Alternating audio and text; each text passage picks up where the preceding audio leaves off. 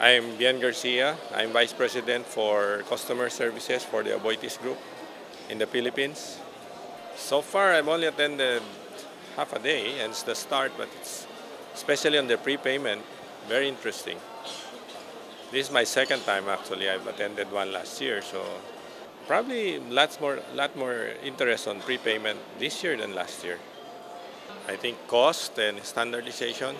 Everybody probably wants to do AMI, AMR, prepayment, but probably meters are relatively more expensive than the present ones that we're using.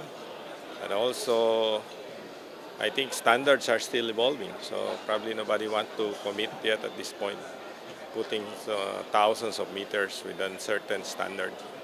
In Asia, probably prepayment will become popular in the next 5 years. And of course, ultimately, AMI, everybody has to go AMI, but that's probably 10 years down the line. Well, India, I suppose, and China, by the sheer size of their population, will be the biggest market. I'm quite surprised about how far they have gone in prepayment, because that's an area where our companies are interested in.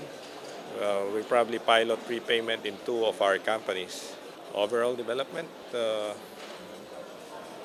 well, I think we've been catching up.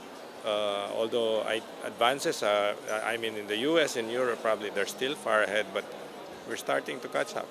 Everybody's looking at this, and everybody has probably is doing something, a little AMI there, a little prepayment, some AMR.